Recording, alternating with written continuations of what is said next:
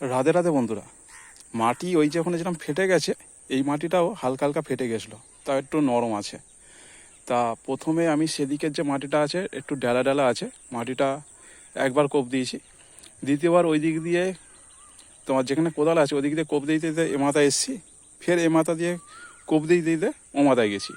প্রথমে তোমার যদিও কোদাল নাও আসে, কোদালের কোনা মেরে মেরে প্রথমে কোপ দিয়েছি, তারপরে তোমার চওড়াভাবে কোপ দিয়েছি সোজা করে, দিয়ে দিয়ে খুশে ওদিকে গেছি। মোটামুটি এক কোপ দিয়ে কোনা মেরে মেরে এসছি এ মাথা অবধি, ফের আবার খুশে একবার খুশে ফের ওদিকে চলে গেছি। এ যা খসে হয়ে গেছে, এতে আর খুঁজতে লাগবে না।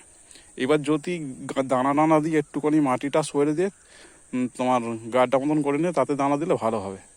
আর দানা দিয়ে মাটিটা দিয়ে তার উপরে জল দিলে গাছটা খুব সুন্দর হবে। সেই কারণের জন্য আমি তোমার খুশে রাখলাম। আর এই যে তোমার এখানে বর্মা ঘাস পড়ে আছে, বর্মা ঘাস ওই কোদাল তোমার করতে করতে খুঁজতেই যখন পড়ছে তখন আমি তুলে দিচ্ছি তোমার দিয়ে হাত দিয়ে তুলে দিচ্ছি, নাহলে এই বর্মা ভর্তি হয়ে যাবে। যেমনটা ওইদিকে যেরকম বর্মা হয়ে ভর্তি হয়ে আছে, ওরকম বর্মা হয়ে ভর্তি হয়ে যাবে। এরমভাবে কোপাতে গিয়ে তোমার বর্মা তুলে দিতে হবে।